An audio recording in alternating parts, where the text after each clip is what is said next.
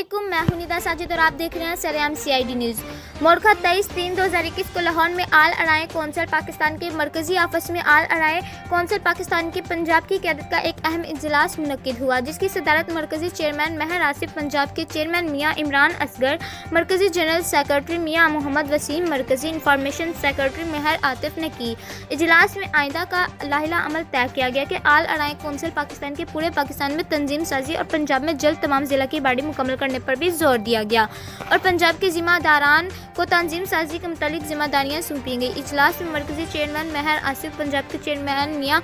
इमरान असगर,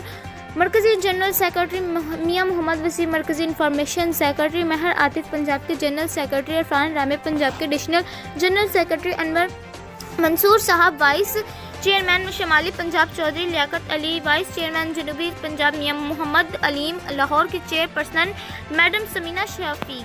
जहलम के general secretary मियाँ इकबाल, कसूर के जनरल सेक्रेटरी मियाँ मोहम्मद असलम, फैसलाबाद के सरपरस्त आला डॉक्टर खालिद बशीर साहब, एग्जीक्यूटिव मेंबर चौधरी खालिद अब्दुल कदीर साहब और पंजाब से दीगर मेंबरान ने शिरकत की। तमाम मेंबरान ने अपने अपने इलाका में आराए बरादरी को दरपेश मसाइल पर बातचीत की। इस मौका पर चेयरमैन ने तमाम आने वाले दोस्तों का शुक्रिया अदा किया और सबको अपने अपने इलाका में मसाइल को जल्द हल करने पर जोर दिया।